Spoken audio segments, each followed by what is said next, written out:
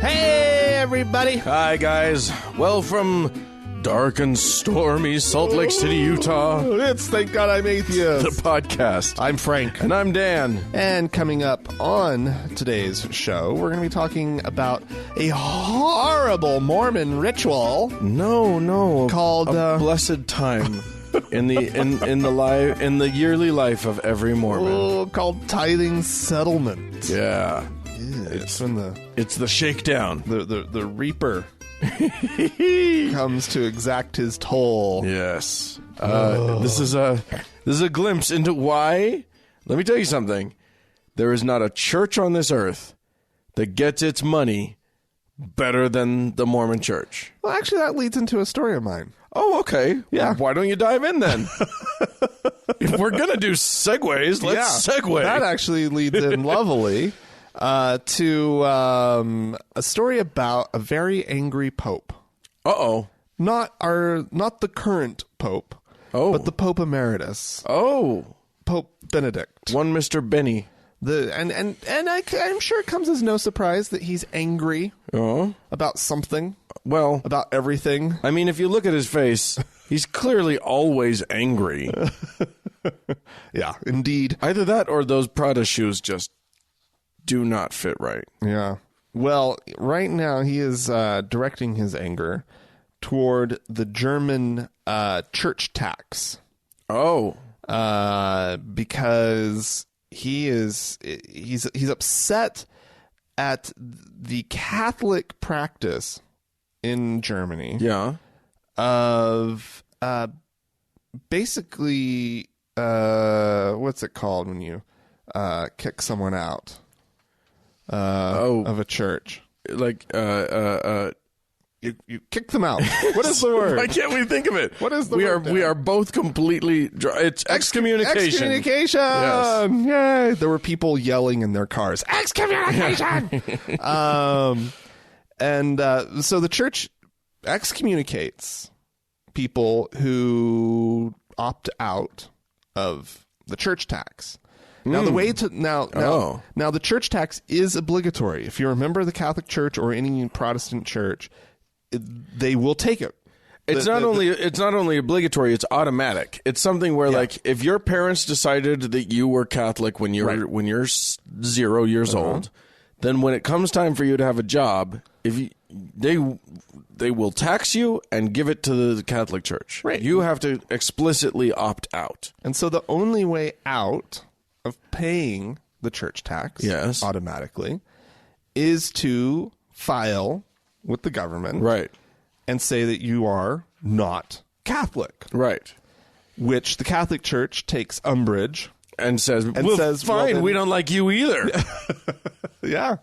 And they excommunicate. They excommunicate them or kick them out of, like, they cannot receive. Well, if they're excommunicated, then of course they can't receive sacrament of penance or the Eucharist or confirmation. Oh, they don't get that. Cannot be anointed. They don't get that shitty cracker and the wine. No more. Oh. And so yeah. However, the Catholic Church in Germany has an income of more than 5 billion euros. Holy shit! Every year from the tax. And Benedict thinks that the whole practice surrounding the whole thing is terrible. The compulsory nature of it is terrible. Whoa! And he thinks that he says, I do not think there should be a church tax. No, wait. I do not think that there should not be a church tax, but the automatic excommunication of those who do not pay is not sustainable, I think. Okay. That's interesting. It's funny because German. It's yeah. Ratzinger. Ratzinger. It is interesting. You know, when I said that Mormons are most effective at getting their money, that's before it becomes obligatory. Like, get the government involved, and yeah, it's a different story. But yeah, I mean, that shows them an amount of integrity, doesn't it? It does. And because any Catholic living in a country that does not have this state-sponsored tax. Yeah. Well, he compares Italy. He says that the revenue that they have is more than 5 times that which is collected by the Catholic Church in Italy, Right. which has twice the number of Catholics, but it's a voluntary system. Right. So Italy Right. doesn't have the fifth the money Right. for the Catholic Church. I think it's interesting. I do object wholeheartly to the state getting involved in the collection of a church's money. Bad. I think that's unconscionable.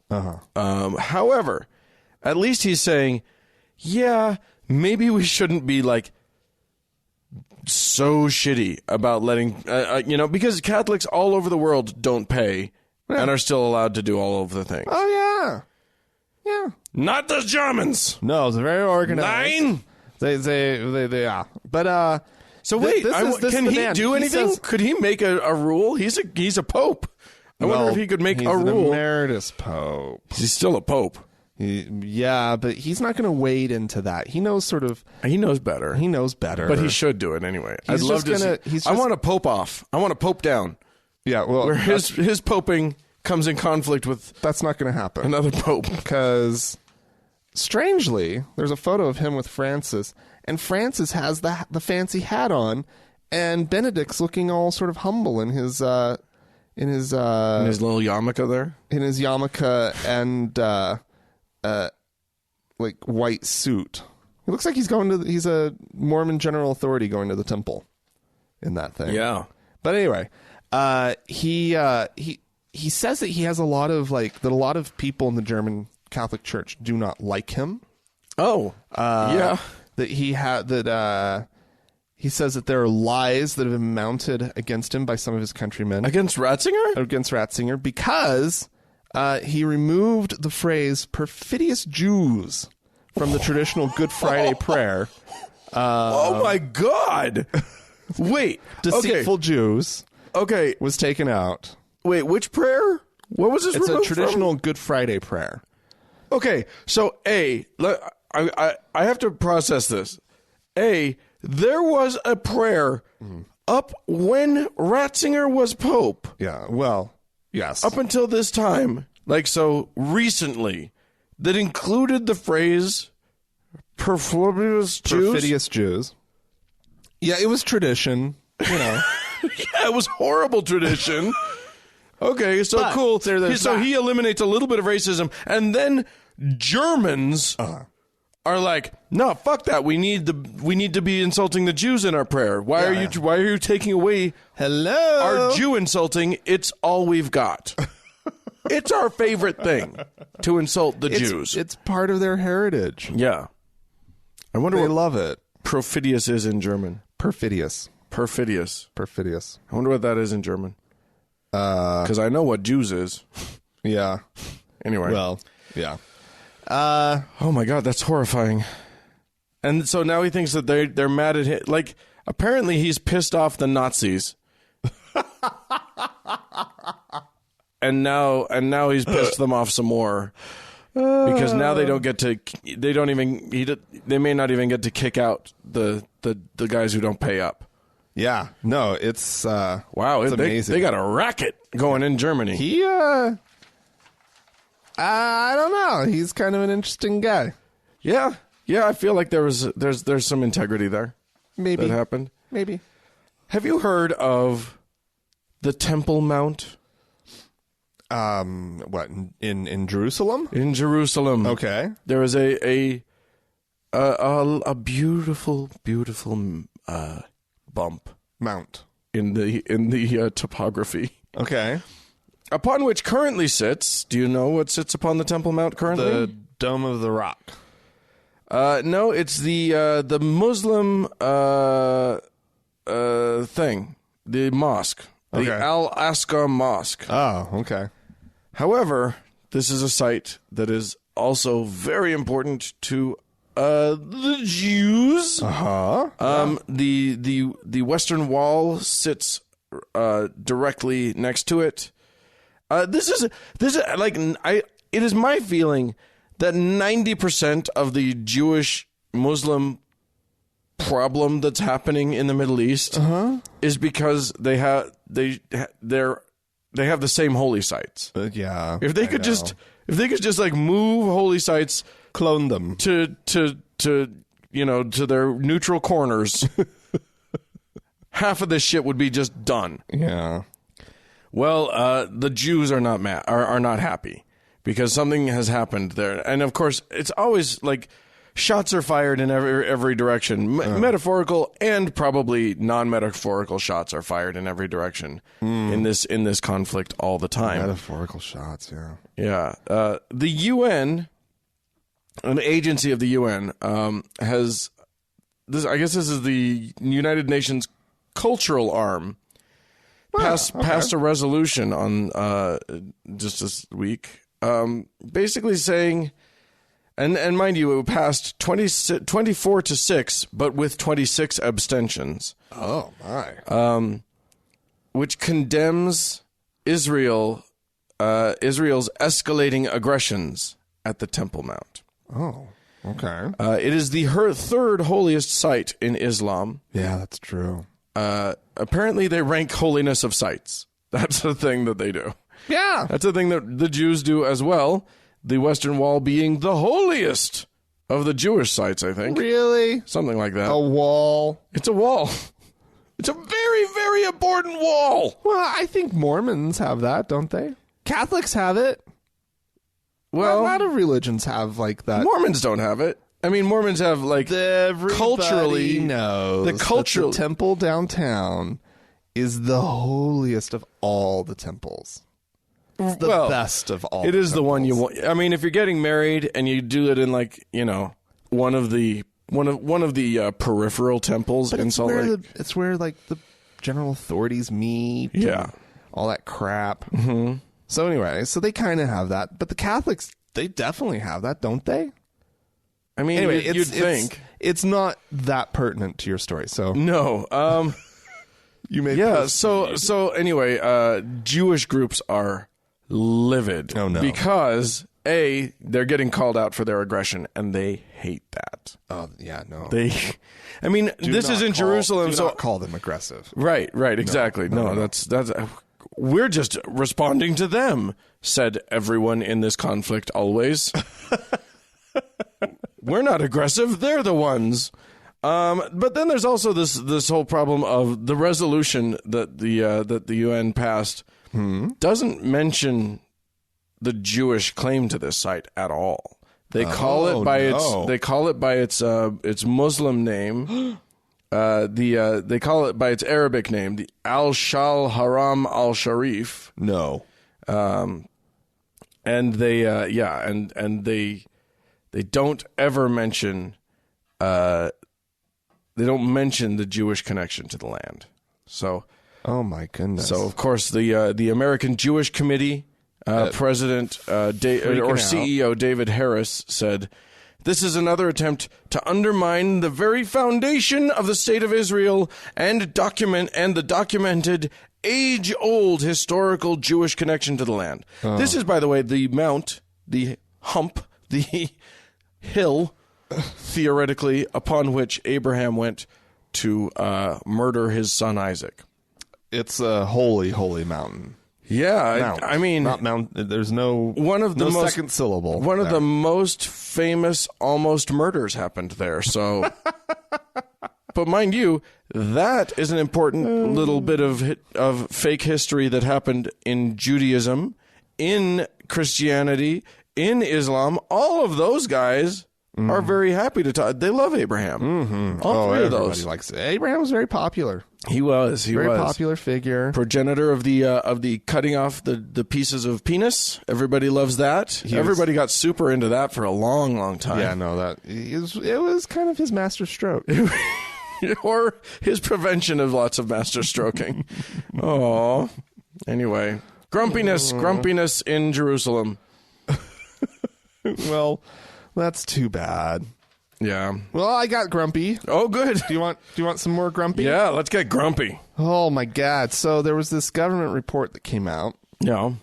Titled "Peaceful Coexistence: reconciling non-discrimination principles with civil liberties. Or civilities. Civilities. That's what I'm going to call them from now on. Okay. Civilities.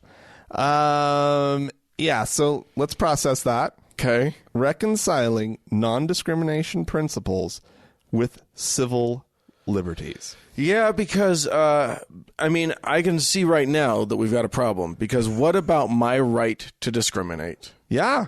Well, how do we reconcile it? that is an important issue, right? Right. When one, so this is really a report that's on, that's about how to balance religious freedom with civil liberties. And who issued this report? The government of the United States of America. Jesus Christ.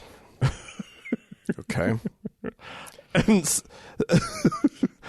so instead of saying religious freedom, reconciling religious freedom with civil liberties, they chose to say reconciling non-discrimination principles with civil liberties. Wow. Okay. Wow. So you can understand that perhaps some of the believers in this world, in this country, such as the Mormon Church, but my God, the list of outraged religious groups, it's basically everyone signed on to a letter that represents Catholics, Jewish, Muslims, Hindus, the Black Church. I don't know why that. Okay, and other institutions, saying basically they're calling into question this this assertion that and this is in the report. Okay, that phrases. The phrases religious liberty and religious freedom. This is in their letter about it.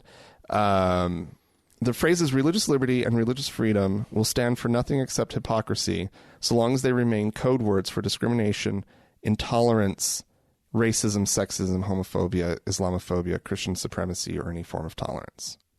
Whoa. Okay. I'm totally fucking up who said that. That came from the commission chairman, Martin Castro. Sure. Who said that. So this whole thing of code words, right? Right. Religious liberty and religious freedom are code words for discrimination, intolerance, racism, sexism, right. blah, blah, blah, blah, blah. Right, blah. because we that have they're this standing huge... behind the religious liberty in order to discriminate. Right, absolutely. And I agree with that. Yeah. However,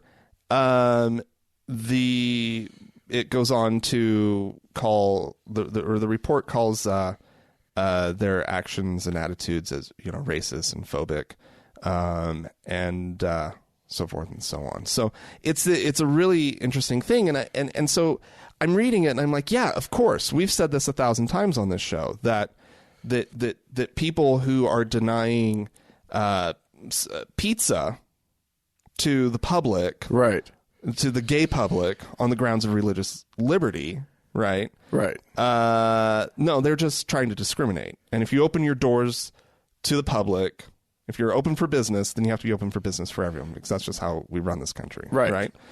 And so I easily fall on that side. And I get that argument.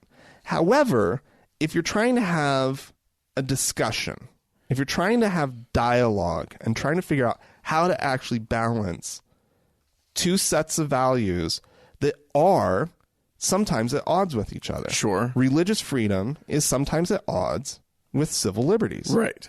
Right? Right. And so I don't know that it was prudent on the part of the people who wrote this report, no matter how accurate it might be, to not have been more careful with their choice of words. I don't know. Here's where, because they're being honest.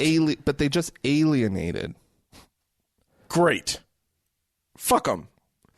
Really? Here's why. Okay. Here's where I'm coming from. You remember last week when we were talking about all those videos that were leaked out of the Mormon Church? Mm-hmm. One of them, and I didn't mention this one last week. I don't know why. It just didn't come to my mind. One of them was former governor of Utah, Mr. Mike Leavitt. Yes. And also former, what was he? Secretary of Health and Human Services for a minute. And he was... Mike Leavitt? Yeah. Yes. Yeah. Anyway, a fairly big-time politician, cabinet minister, et cetera, et cetera. Cabinet-level person. Not minister. We don't have those here. You know. Cabinet secretary. Yeah. Anyway, he was talking... so there's a video of him and this guy who is I think he was a Harvard professor and a Catholic. Mm-hmm. And they're all talking to the Mormon higher-ups. And they're talking about preserving religious freedom. Mm-hmm. And they're talking about the fight to do it. And they're talking about their own strategies for how they're going to do it and blah, blah, blah. And all they're saying, they are saying exactly zero that's actually related to any kind of religious freedom. Mm. All they're actually talking about, and I know that they think that they were talking about religious freedom, but all they're actually talking about is controlling other people. Mm-hmm.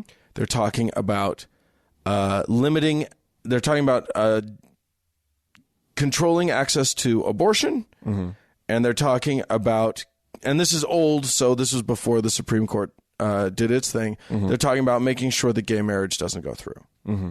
Nothing to do with what they have the right to do within their church. Right. That would be religious freedom. Right. Religious freedom is what my church has the right or not right to do. Right. They're talking about how they can impose their religious ideals on the rest of the country. Right. So people need, and that's all they kept saying. And they did not see. It was clear because these are, again, the beauty of these videos is that they are behind closed doors. Mm-hmm. They think they're talking to, they don't think anybody else is going to be able to hear it. Right. So they're talking openly and honestly. And it doesn't occur to any of them that that they're not actually talking about religious freedom. Right. None of them even knows that they're using the wrong words. Right. And I haven't read the 300 some odd pages of this report. Right. I'm just... What? I know. Crazy me. Why didn't you do your research for this, Frank? I'm relying on media reports of about the outrage of what's in this report. So how it's being reframed by the religious right, who we know are super uber sensitive about everything. They're little titty babies about the whole thing. I mean, they just are.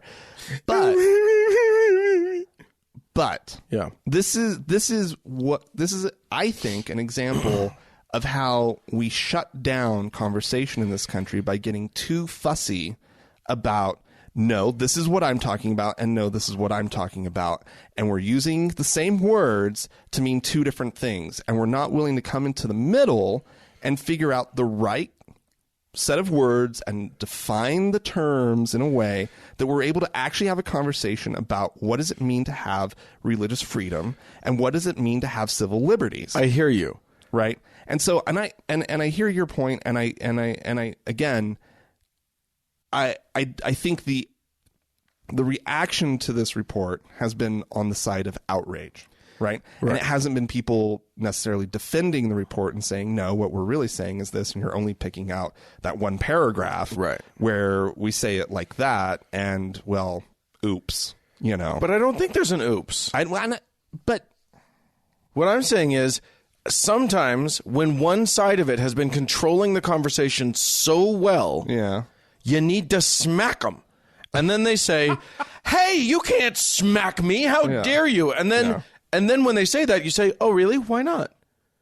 And then they have to defend their position. Right. But that's not what's going to happen. Well, it's happening right now. Right. I'm calling on you, churches, defend your position. But here's the deal. Yeah. They don't feel like they're bigots. I know. Someone has to tell them in a way that they'll hear. That's what I'm saying this is. This is somebody saying, oh, by the way, you're bigots. Yeah. That's what you're doing. Right. So we're just going to tell you that, and then we're going to talk about the issue of having, your right to be a bigot. Right. But your right doesn't include the right to impose your bigotry on others. All right, we'll see how this shakes out. We'll see. Okay. Because you and I have so much control over the world.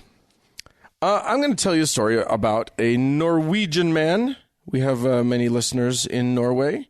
heard a story about one just recently. Okay. This Norwegian, Shakespeare called them Norwayans, and I really liked that. The Norse people, of course. They were, so there's this guy in Norway. His name was Rolf Erik Eikermo. And he was a young man in his 30s, I think, who unfortunately developed a fatal cancer. And what's fun about him is that there's a TV show in Norway that the name of which I will not be attempting to pronounce. Oh, okay. Or maybe I will because it's fun. It's called Folkeopplysningen. What a beautiful word. It's a lovely language. Yeah. Okay. And you do it such justice. Thank you, Dan. You know what? You will do better. Here, why don't you pronounce it? It's just above the cursor Well, here. they have a crazy looking language, Dan. No. It's all letters you know. Go ahead. Folkeopplysningen. Yeah. A great show, clearly, obviously, a very good show. And this show frequently, apparently, takes on it takes a skeptical view of the crazy that's out there in the world. Well, why didn't they just say that? They did. Folkenerp has heard of him. I don't think that's the thing, Dan. Anyway, that's what that means. In the Norse language. Oh, that's nice. Okay. So before he died, Eikenmo wrote something on a piece of paper and sealed it in an envelope and put it in a safe.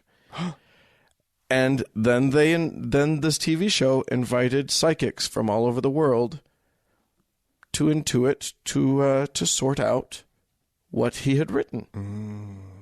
And 2,000 people heard the call and emailed in with their thoughts and with a unified voice. Yes, they all wrote the same thing. The same thing. No, but you'd think 2,000 guesses as to what he wrote on his piece of paper. Somebody might get there. And what's great about that is that there's no downside for a psychic. If a psychic writes in and doesn't get it, they're just one of 2,000 people, and nobody will even know their name. Right. But if they get it, right, they're famous forever. Oh my God! So 2,000 people write in. None of them got it. Oh no! No. It turns out that when they actually opened the envelope, what he had written, delightfully in my estimation, was, quote, 2 ME-110 Messerschmitt planes fly over Gansfjord on April 9th, bank west, and fire on Sola Airport. Wow. That's very... Wow. Yeah. And nobody got that? Right? That's really... so easy. So easy. I could have got that. It's, yeah. I mean, it wouldn't have been my first guess. Right. But I mean, it would have been in my top 10. Sure, right in there. Yeah. Yeah. And they probably weren't, you could have probably written in 10 times with each of your top 10. And the one about the fighter planes, they would have been like, oh shit. Yeah. Frank knew. Wow. Yeah, no, apparently no one even came close. See fighter planes. I see some sort of attack. Yeah, there's which direction are they heading? Let me go into the cockpit real quick. Okay, looks like they're heading north. Nope. We've banked west. We're going west now. Yeah. Nope. Nobody got it. One of the a billion times that someone's done an experiment where we try and get any sort of verifiable proof that psychicism could be real. The psychic world doesn't want to be proven, Dan. It really doesn't. It really doesn't. It works really hard not to be proven. Yeah. Yeah. I mean, that's God. God doesn't want you to know. He wants you to have that trial of faith. Faith is not a perfect knowledge. No. It's not, in part because it's not real. And that makes it very imperfect. Dan, don't say these things. Don't. Please don't. Okay. All right, Dan. Yeah. InterVarsity. InterVarsity Christian Fellowship USA. Okay. It's a large. It's a ministry, right? Yeah. Operating on almost 700 college campuses nationwide. Yeah. I like that they officially counted at 667 college campuses. I doubt there were ever 666. Yeah, exactly. And they've received some backlash this week, Dan. Oh, no. Horrible backlash because they have announced that they would begin, quote, involuntarily terminating employees who hold a theological position supporting gay marriage. Oh, that's actually... So they're not going to kick you out because you're gay. They're not going to kick you out because you performed a gay marriage. They're going to kick you out because you found a way... Because your theology to support gay marriage. Wow. And so you cannot be a member of a church that would, that's okay with it, right? A gay marriage, and you can't just have come to that on your own. You know what? I think God would be okay with this. I think that the God that I love and worship. Excuse me, Woo. That was disgusting. I just had a little burp attack there. The God that you worship, he would be fine with gay people being married. It's just love. Love is love. God is love. Yeah. No. Not yeah. No. That is rejected. These students on these 666 campuses cannot have their minds warped by the likes of you, Dan. Agreed. And so you are going to be purged. Purge me, baby. Purge from me. InterVarsity Christian Fellowship USA. A group of, I guess, InterVarsity also publishes books. And so a group of Christian authors have written in a letter, and they're saying that they are concerned about this policy. As friends of IVCF, this letter comes from a place of deep sorrow. Oh, no. This is not an attack on IVCF or the important work IVCF does. Rather, it is an invitation for unity and diversity, something many of us have learned through the embodied credibility of ICVF. Are they saying anything here? I can't really pick out what they're saying. Not yet. They haven't really gotten to anything yet. The new policy, which excludes many Christian siblings and silences sincere disagreement, contradicts InterVarsity's values of authentic community, loving kindness, that's one word, by the way, intellectual rigor, and abundant grace. If not changed, we fear for the future of the organization. Blah, blah, blah, blah. Well, blah. Here's what I was going to say. So from amongst their supposed ranks, these are alumni of IVCF, people who've written for them, people who are involved in their community, and they're saying in droves that this is a terrible policy. Well, what I was going to say, and I agree with them on this point, because what I was going to say is, good, I'm glad they have this policy, because the longer an organization has a policy like this, the less likely they are to be able to convince anyone to stay in their organization. No, that's true. Because because as we've seen, everybody's getting on board the gay train. It's taking a lot longer for some. There are plenty of feet draggers, but choo-choo, all aboard! We're leaving the station here, kids. Woo, woo! Yeah. And it is rainbow colored and fabulous. So the gay train. Okay, good. Proceed. Yeah. Just couldn't let that pass. No, the gay train is a beautiful thing.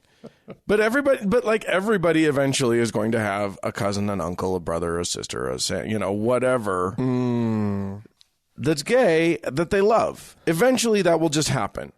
And those that don't, society's just already changed. Like in our lifetime. No, I know. It's happening. So right. Yeah, go ahead and hold on to your bigoted views. You'll be popular for sure. I'm going to take us to Brookville, Indiana. And I think that you and I talked about Brookville years ago, a couple of years ago, because there was a whole dust-up involving a nativity scene that for 50 years would go up on the courthouse grounds in Brookville. A lovely nativity. What a wonderful tradition. How did that get started? Well, I've never heard of such a thing. Wait, so it was on the city grounds? On the courthouse. On the courthouse grounds. Every December, lovingly placed there. Oh, that's downright charming. Isn't it just? Oh. And yet, that should spread. They should start doing that in other places. Really should. Except that there are these dastardly devils called the Fufurf. Oh, no. Who have... Who fight tooth and nail against this thing. And of course, the Fufurf... Just getting in the way of fun, Dan. Right. So this is the FFRF. We haven't really discussed the Fufurf much lately. We need to have our friend on from the Fufurf. Yeah. We're bad about that. Sorry about that. Anyway, the Freedom from Religion Foundation in 2014, I think, sued them, or a few years back, filed a lawsuit. I mean, of course, first they sent letters, and then blah, blah, blah. So eventually they filed a lawsuit saying, hey, can't do that. How about not? Which basically so then what ended up happening was that the Franklin County Board of Commissioners adopted a new policy, turning the grounds into a, quote, public forum, which is one of the outcomes that the Fufurf gets, which means that anybody can put their thing on the lawn. Okay. But it does draw a bunch of problems. And this theoretically would be where, like, the Satanic Temple or whatever would waltz in and step in. Like, hey, however, they added the caveat that only county citizens would be allowed to access the courthouse grounds. Ooh, that's getting tricky. Well, I mean, that to me, that's fair play. The Fufurf sued over that one, too, but lost. Because it's fair play to say this is a county facility. Only county citizens can put stuff up on it. Which they thought would protect them. We allow free speech only for our residents. Right. I don't know how I feel about that. Well, I don't care if they lost. I don't know how I feel about It's owned by the government that represents that group of people. Anywho, whether you agree with that or not, a judge did, and that kind of put a stop to things for a minute there. Because they didn't apparently have any residents that wanted to rock that boat. Right, okay. Too hard. And then somebody did. Somebody put up, last November, a local Fufurf member filed paperwork to put up a display that was basically called Secular Nativity to Jesus. And or not to Jesus. Yes, to Jesus, I guess. It was next to Jesus. Okay, got it. I'm like, what the fuck am I reading? It's a secular thing. It had like founding fathers. It had like Ben Franklin and people sort of standing next to the Statue of Liberty. It's about as non-offensive as you could possibly get. Certainly less offensive than a Baphomet statue or whatever. Okay. Anyway, this very, very unoffensive thing was, however, enough to cause consternation and frustration. And anyway, the town council voted to ban all displays from the grounds. Oh my. And now they've taken it a step further and just made that permanent. We're just not going to have displays on the courthouse grounds. Oh. Which is, thank you, correct. You've done end of a tradition. You've done it correctly. An end of a beautiful tradition. A beautiful tradition. And you know what? I'm just going to say this because there may be listeners who don't understand what the objection would be to having. We always assume that all of our listeners just get why you wouldn't want to have a nativity scene outside the courthouse. But we'll just spell it out real quick because we never do. All right, do it, Dan. Which is that any non-Christian walking into that courthouse has a good reason to question whether they will get a fair trial. You know what I mean? Or whether they will be treated equally when they're walking into a building that clearly favors one religion over other religions or non-religion. Well, okay. I think it would be a bigger reason than that it's just use of public lands and public space and how we use those shared spaces. Sure, but I mean, I think part of it is. I mean, I hear your objection for like 10 Commandments being up in a courtroom, sure, or even sort of permanently erected on, the grounds leading up. But I would want the argument against it to be broader than that, so that it's not just somebody's feelings walking across a. But I mean, that's what this is. This is the Second Amendment or First Amendment to the Constitution. Right. But for me, I think it's about the use of the land rather than creating, I don't know. Because let's discuss what is the reason why we have in our First Amendment a separation of church and state. It's so that everyone can be assured that they are represented equally by their government. Right. So then what's the problem with a cross out on public land somewhere? It favors one religion over other religions or no religion. Right. But it's not about whether or not somebody coming across it, who's Hindu feels like they're that they don't have a space in that little piece of land. No, it is about that. It is about the government saying, this is what we favor. It is about a statement by the government that favors one religion over other religions or non-religion. Right. Yeah. Which I think is part and parcel with what I said. You seem to think it's separate from what I said. I would nonetheless, let's just move on. Well, if you kids want to have your say about why the fuck people shouldn't be putting up Jesus on the courthouse lawn, and you should, you can have your say. You can write into us, podcast@thankgodimatheist.com. Or you can leave us a voicemail message. The telephone number is 424-666-8442. Yes. Go to the Facebook page, facebook.com/TGIAtheist, and click that like button. And while you're on Facebook, search for the TGIA Members Only Lounge and request to join. It's a closed group, but we'll let you in. We sure will let you in because we want all of you there.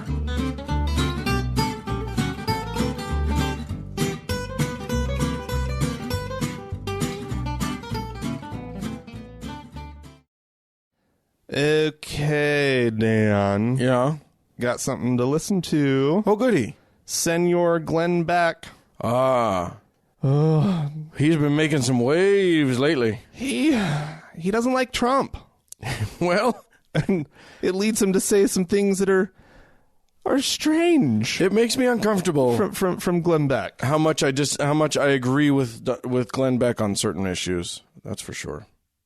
My concern over this last weekend, paramount concern, we will survive Hillary Clinton because she's an outside force. She's an outside force. You don't survive what's happening right now. In our churches alone, you don't survive because the poison has come inside our churches. Our churches are saying, dismiss what he just did. Dismiss that. Okay, sure, he's never asked for forgiveness. Yes, he calls the sacrament a cracker. Yes, he brags about sleeping with a married woman. Yes, but this is more important. The church does not survive. The church, oppression, let them take away our tax status. Let them shut us down. Tell us we can't meet. Christianity is thriving in China because it's banned. Here it's dying because it's everywhere and it stands for nothing. We survive if the force is outside. We don't survive if the force is in. The force is in. So I'm everybody. Let's just vote for Trump. Yeah, well, sounds like yeah, I know. for Glenn Beck. If I believed Glenn Beck's assessment of how a Trump presidency would affect the church, I'd be like, yeah, he may cause World War III, but maybe he'd actually like break up the church? Wow, the church. That'd be good. The American church is all fucked. Now I got to weigh things. That's a little... Yeah, no, it just totally made me reconsider whole everything. World being kind of exploded, but the church goes away. He doesn't realize how compelling his argument ends up being for Trump. Yeah, yeah. No. We can't go there. First of all, yeah, it's Glenn Beck. All that he says must be, they say some people, you have to take what they say with a grain of salt. Glenn Beck, you just have to dismiss outright. No matter what he says, you just dismiss it. That doesn't mean he's wrong or right. You just have to dismiss it. It is a little. He does come from Crazy Town. I think he's their mayor. Mayor Beck of Crazy Town. The Honorable Mayor Glenneth T. Beckerson. Oh, he's a peach, that one. Yeah, we had some folks write into us. We did. Shall I dive into that? Yes, please. Hey guys, greetings from Alabama, says Eva.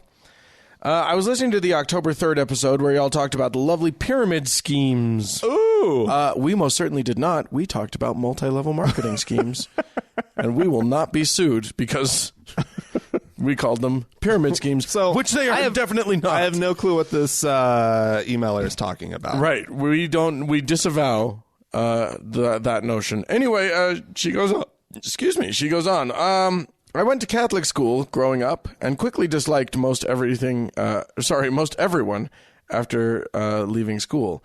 I became Facebook friends with a girl I went to school with and was pleasantly surprised that it seemed she had left religion behind as well. She was into just positive thinking and being a nice person. Oh God, hippies. Anyway, which was great.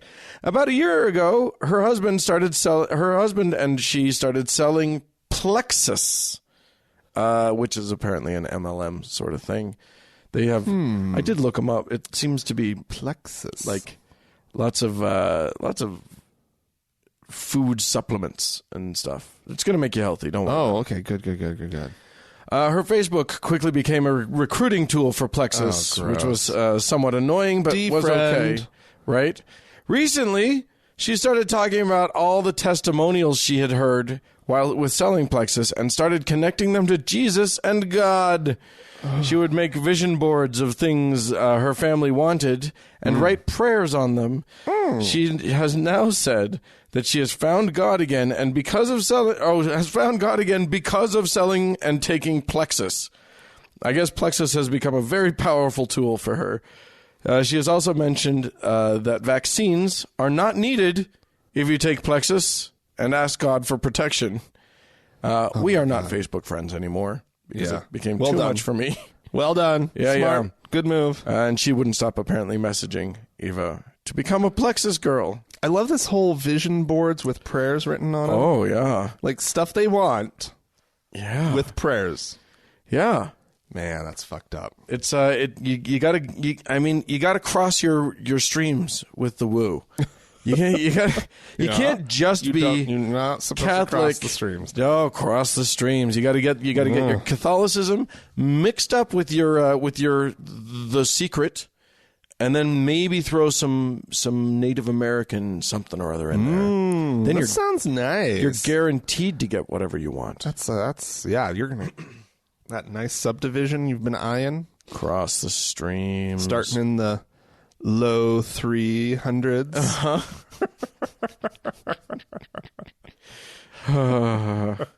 Anyway, I hate those sites so much. Yeah.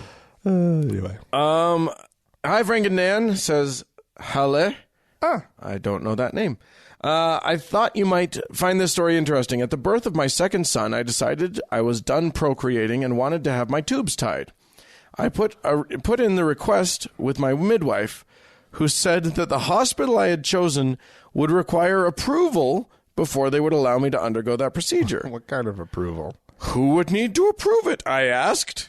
She told me that it was She told me that first it would have to be approved by the board of directors of the hospital, then a priest, and then a nun had the final say. Just a nun. A nun. Yeah.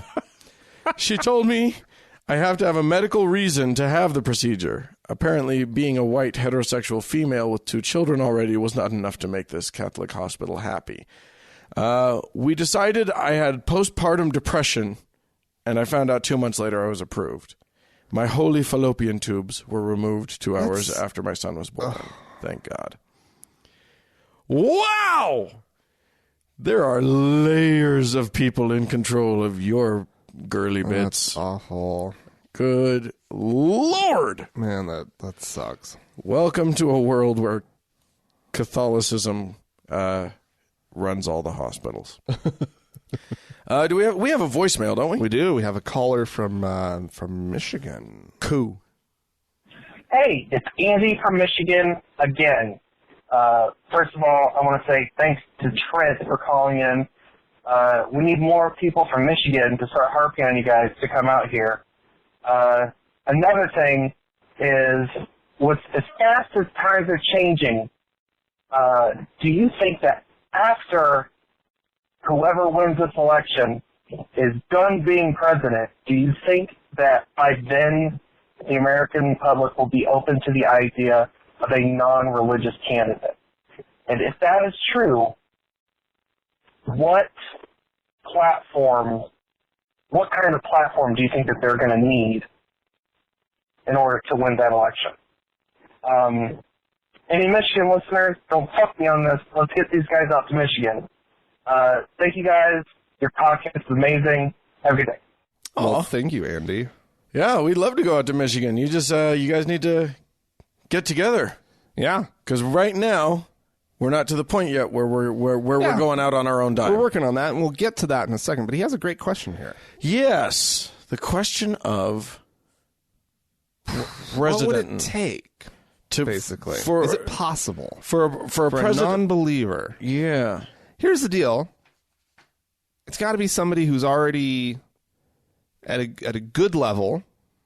Probably not a top level, but a good level. It's got to be someone who can capture the imagination of the American people. And like it had to be like a Bernie Sanders. It would have to be this sort of, I would say, a very populist, a kind of out of nowhere person, but someone who's almost unimpeachable in terms of their history. Yeah. In terms of statements made. Mm-hmm. Like it can't be someone who, come October, suddenly there are going to be some videos emerging of them talking about,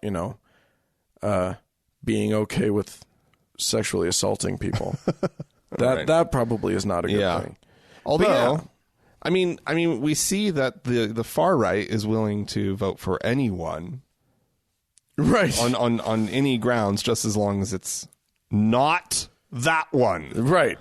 So it kind of has to be probably a perfect storm almost. It would have to be a very objectionable people. I don't think it's far off. To be honest with you, I don't think that it's far off that the secular candidates will start being considered, and that and I think that if there's one thing that we've learned in the last election cycle, it's that even the Republicans are starting to smell the notion that they're tying themselves that deeply to the religious right isn't serving them very well. No, not at all. So I think religion will start to lessen as one of the big talked about issues.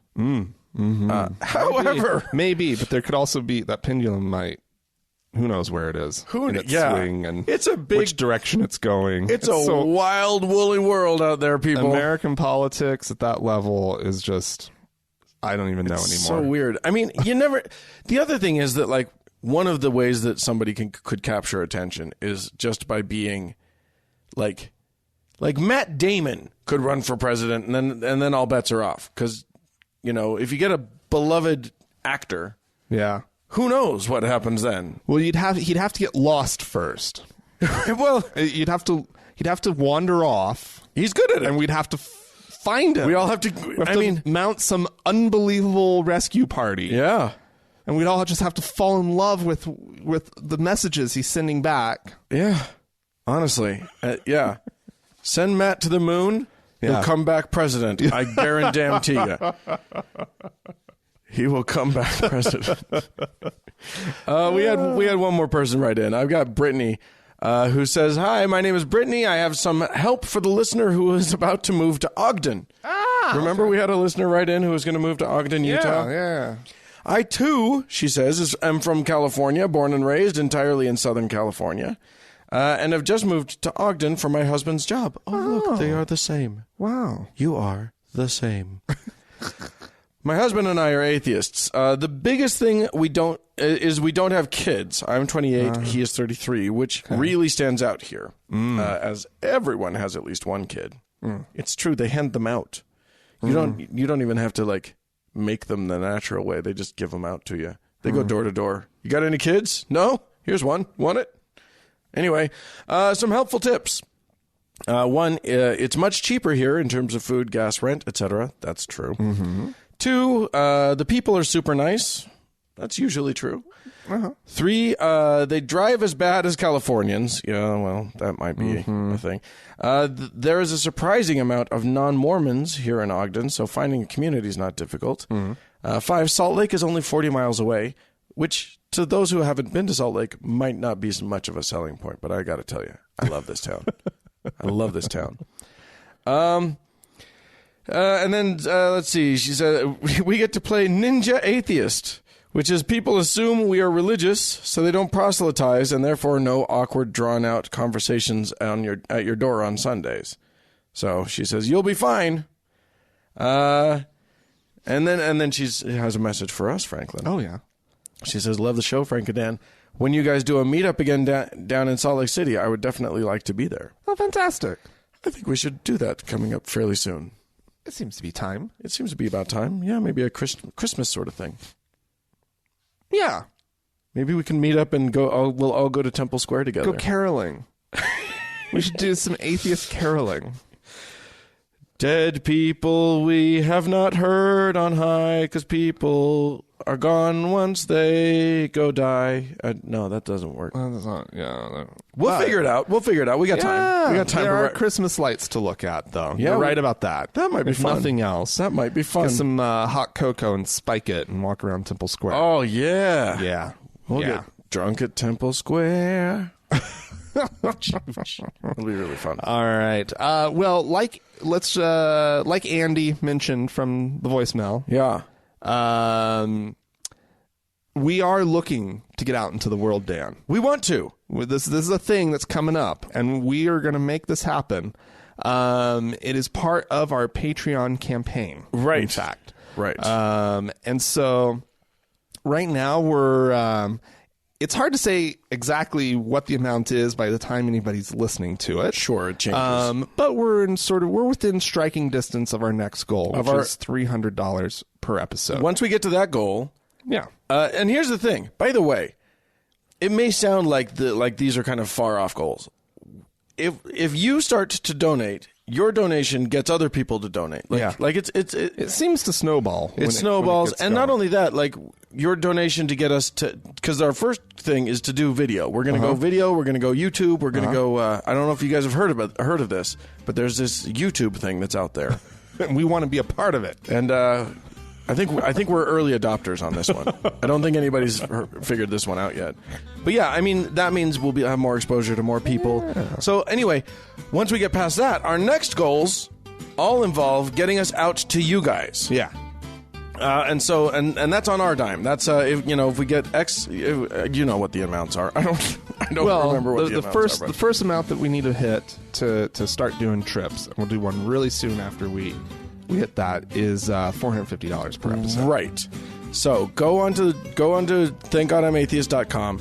Go to the Patreon donor thing. You click on it.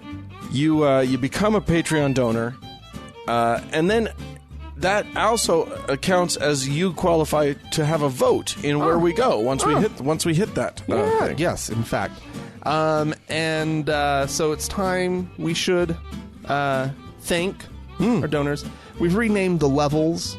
Okay. That people are donating. Yeah, we've decided that we have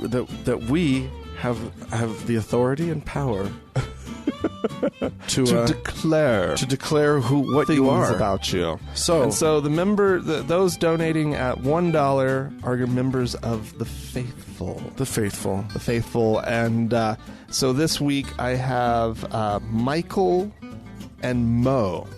Our faithful. Our faithful. Our new members faithful of the faithful. Listeners, faithful patrons.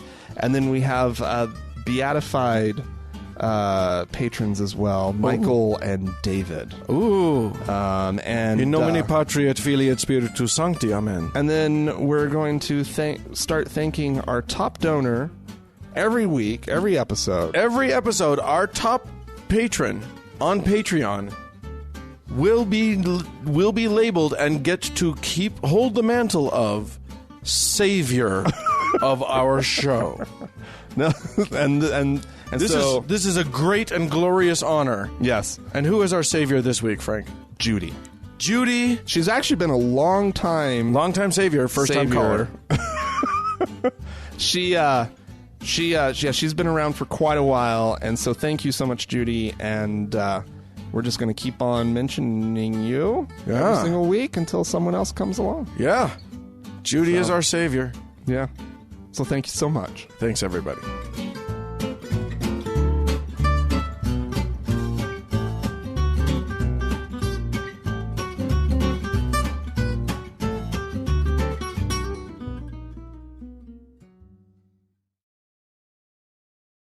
Hey, Dan. Yo.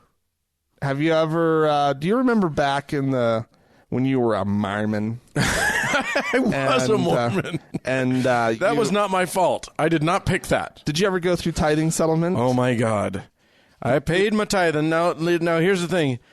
Mormons, like you and I were both raised in the Mormon church. Mm-hmm. And how early do you remember people telling you that you would eventually have the privilege, get to pay tithing? Oh, I don't remember when I didn't pay tithing. Because my parents made me pay tithing on my allowance. Right. Let me tell you something, kids. I think I got like $1 every so often. If you go to a Mormon store, let's say Deseret Book. Deseret Book is a bookstore here in Utah, focusing on Mormon books, Mormon things. Yes. Bits and bobs related to Mormonism. One of the things you'll definitely be able to buy is a piggy bank that has a little slot for you and a little slot for God. Gross. And usually it's a three thing. There's you, there's your tithing, and then there's saving up for your mission. Oh, gross. If you're Double a boy. gross. If you're a boy. Mostly if you're a boy. So I had to, if I got $1, yeah, I had to put 50 cents into the mission fund for me. Yeah, as you do. And 10 cents into an envelope.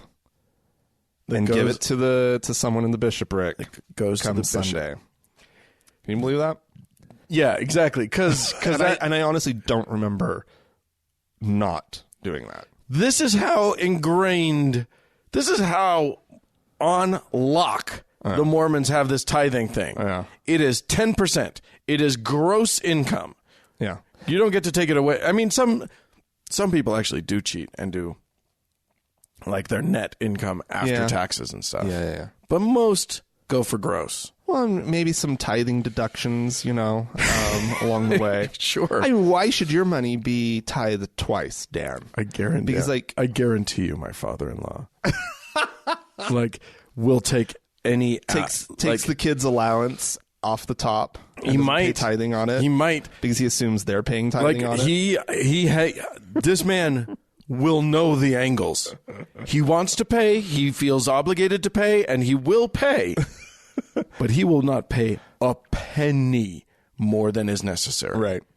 Tithing deductions, by the way, that's not a thing. No, that's not a thing. I just kind of made that up. But it's a funny idea.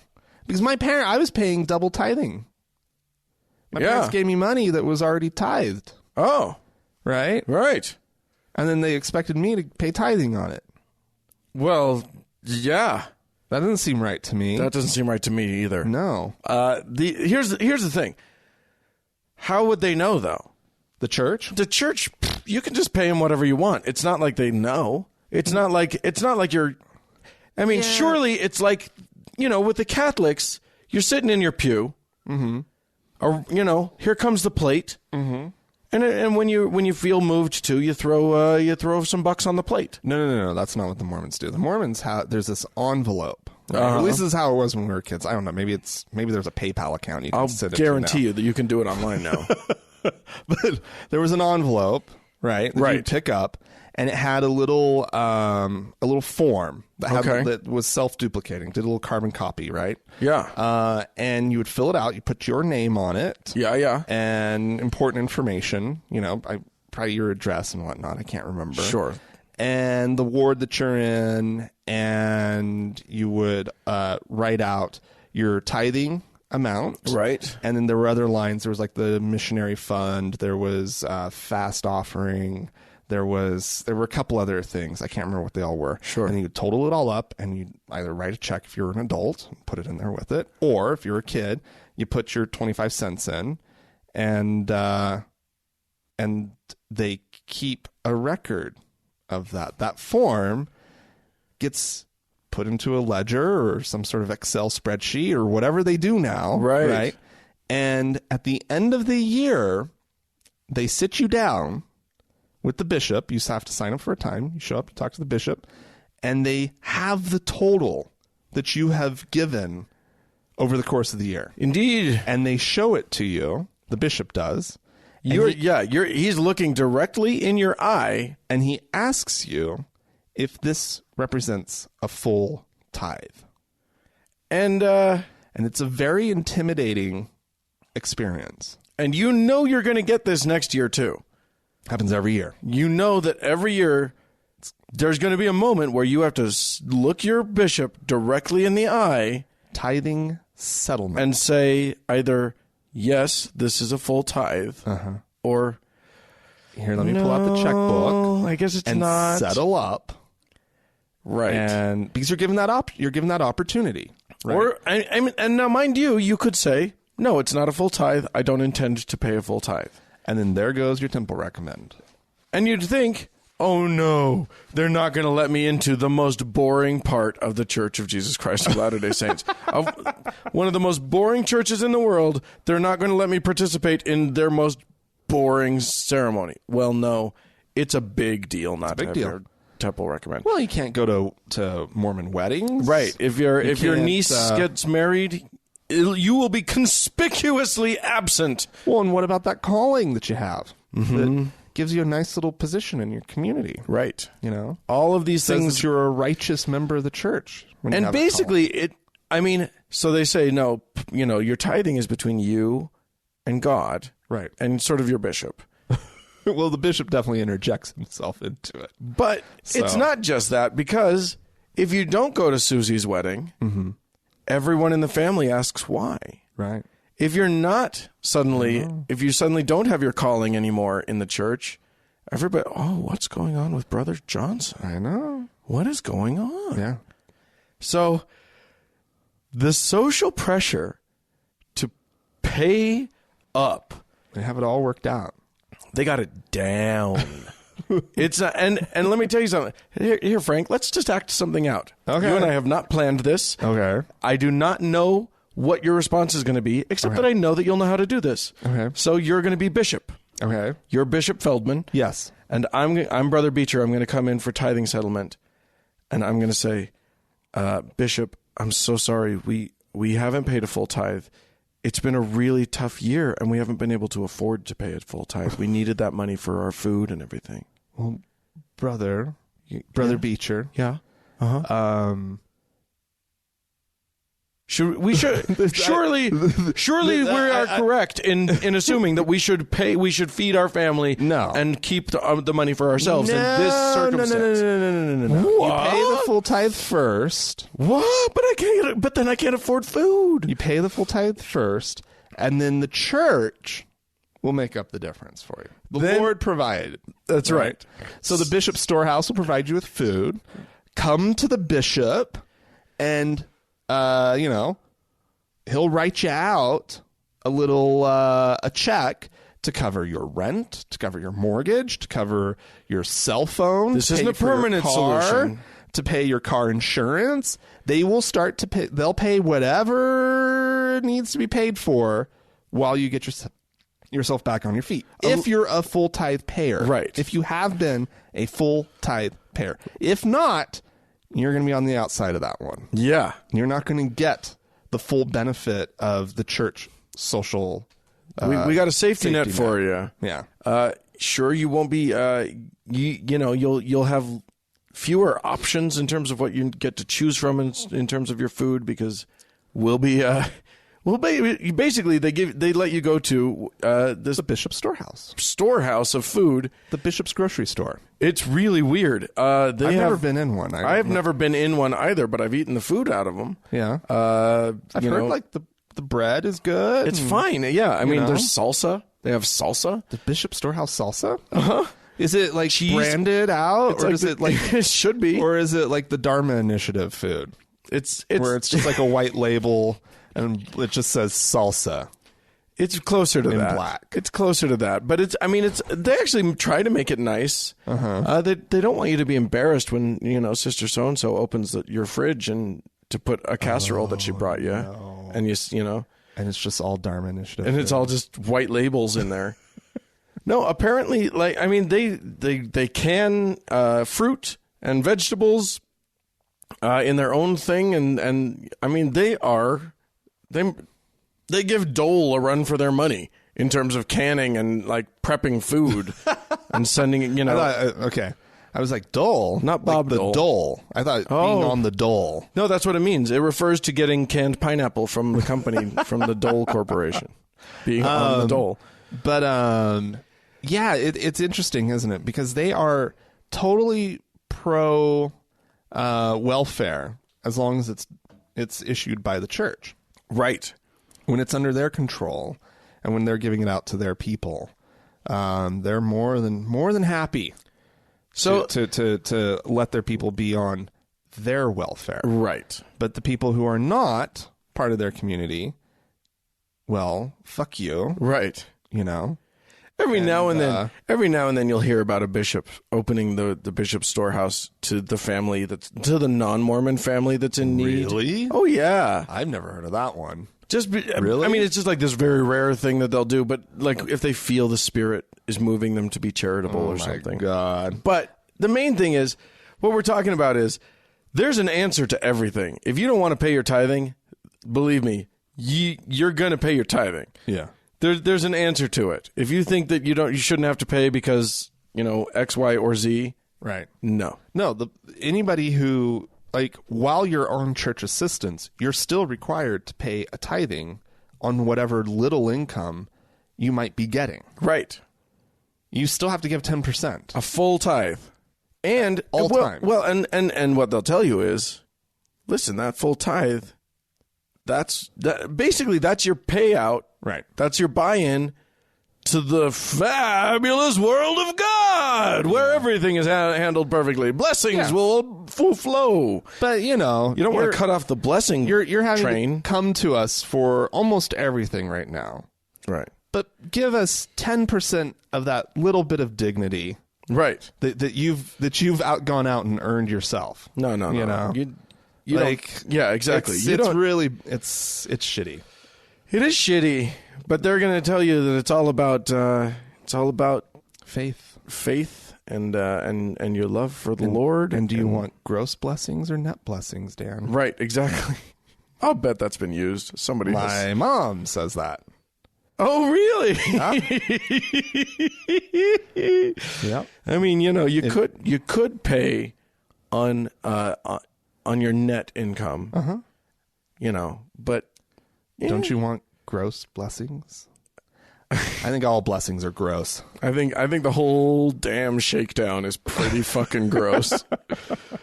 Oh, the Mormons have it on lock. Let me tell you, ladies and gentlemen, there's nobody does it quite like them.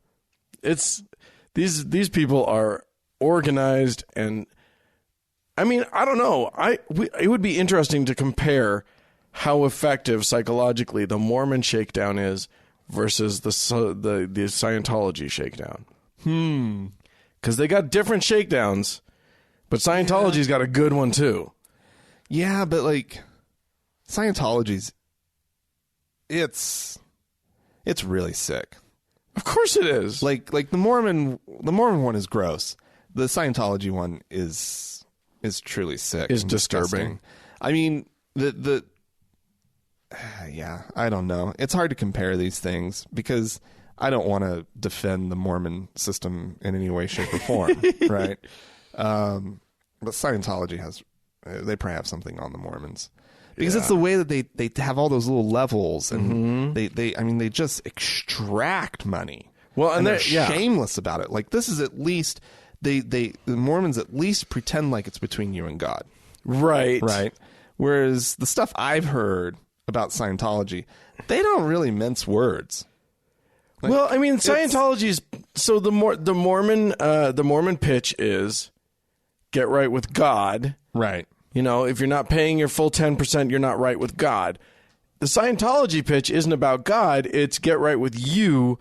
You are so close to being free of your thetans. Yeah.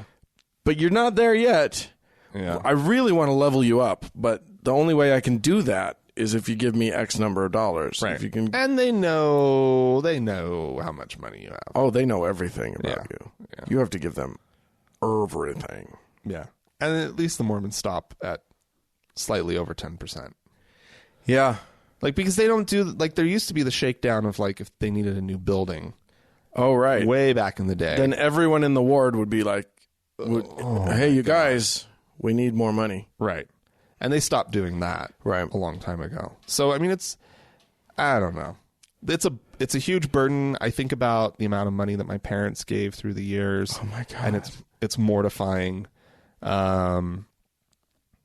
You know, and it's not like we were a wealthy family, you know. No. And so you think about what the Romneys give, right? You know, or Mind the Huntsmans. They can write it all off. Yeah, the government sees it as charitable giving. Yeah, which is bullshit. It ain't, but that's what they see it as. No, I know. So there you go. Yeah. So when you look at like. It's when you look at Mitt Romney's charitable giving, and you know it's 10% of his income, that's one thing. Then when you look at somebody like Warren Buffett, who recently, did you see the thing that he did? When Trump at the second debate said, you know, I would release my he said something about, you know, yes, I took all of the deductions, and so I haven't paid my taxes. I haven't paid taxes for blah blah blah. Warren Buffett would do the same thing. George Soros would do the same thing. Buffett, like the next day, released his taxes and was like, "No, look, I pay taxes. I pay them every year. I have done since like 1943. Right. It's just at a rate lower than my secretary, and that's wrong." Right, and that's his line. And not only that, he also, since he released his taxes, was able to show that he gave like almost $3 billion to charity.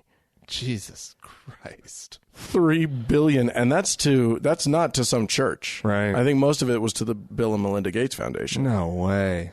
So, good Lord. So yeah, don't be as impressed by Mitt as you are by somebody like that. Yeah. Buffett's throwing serious change down to actual charities. So that's amazing. A church is not. Although, think of how many jars of salsa Mitt Romney has provided for his fellow Mormons. Well, that comes out of the fast offering. And yes, I'm sure he gives a nice fast offering. Right. But your fast offering is... That's not even the same thing. Yeah. It's only supposed to be your... the value of the meals, the 2 meals that you skipped. Right. Yeah. That's the guideline. This is a whole other giving thing. This is a whole other shakedown that we're talking here. I assume that a wealthy family would probably not get out the calculator and figure it out. No. Right. They're probably going to give a couple $100 or whatever. Right. So that's monthly. Right. That's every month. There's one Sunday that's considered fast Sunday, and you're supposed to fast, meaning you don't eat a couple meals. And then you give the money that you would have spent on those meals to the salsa salsa fund. Yeah. No, like he's built a lot of temples. Yeah, that's what he's done. That's true. Yeah. Well, if you'd like to discuss your experiences with church salsa, you can write to us, podcast@thankgodimatheist.com. Or you can call and leave us a voicemail message. The telephone number is 424-666-8442. That's true. Go to the Facebook page, facebook.com/TGIAtheist. And while you're on Facebook, search for the TGIA Members Only Lounge and request to join. It's a closed group, but we'll let you in. Hey, if you would like to achieve sainthood, beatification, if you would like to be numbered among the faithful, the holiest of members of our listening audience, go to our webpage, that's thankgodimatheist.com, and click on the Patreon button, and you can sign up to be a patron, and we will say your name and make claims of your value on our program. All right, well, thanks so much to Mackenzie for all of her help online. Yes, thanks to the Red Rock Hot Club for the use of their fine, fine music. And thank you, dear listener, for listening. We sure do appreciate it when you do. Bye!